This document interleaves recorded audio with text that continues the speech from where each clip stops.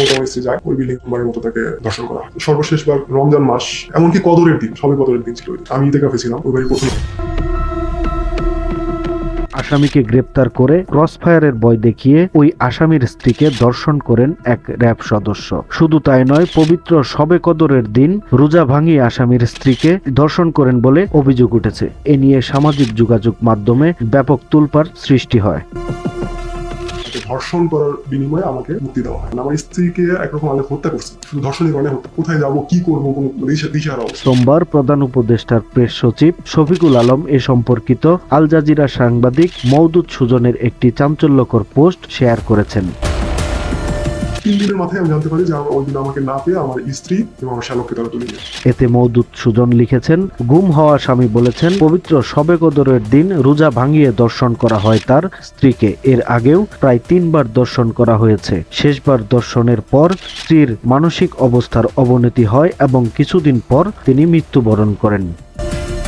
এবং সে আমার আব্বার নাম পর্যন্ত আমার এখানে ঢুকাই দেয়। সেই পোস্টে দর্শকের নাম জানিয়ে লেখা হয়, দর্শক র্যাবের একজন ঊর্ধ্বতন কর্মকর্তা, নাম আলেপ। ওই স্বামী সবকিছু হারিয়ে যখন আলেপকে বারবার ফোন দিতে থাকে, আলেপ রিপ্লাইয়ে জানান, বন্দি মেয়ে বা বন্দি পুরুষদের স্ত্রীদের সাথে এমন আচরণ এখানে অলিখিতভাবে স্বীকৃত।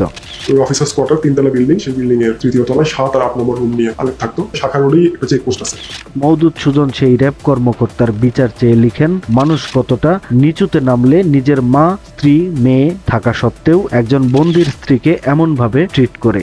এই র্যাব কর্মকর্তা আলেপের বিচার সবার আগে হওয়া উচিত।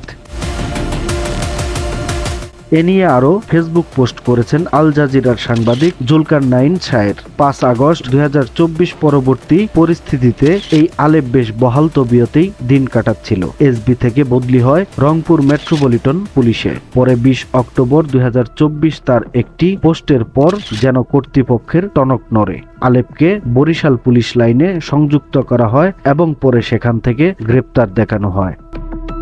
তিনি আরো লিখেন, এই আলেপের মতো খুনি, অপহরণকারী এবং জঘন্য সব কর্মকাণ্ডে লিপ্ত অনেকেই বিভিন্ন বাহিনীতে এখনো কর্মরত রয়েছে। তাদের চিহ্নিত করে যথাযথ পদক্ষেপ নেওয়া জরুরি বলেও মন্তব্য করেন শায়ের।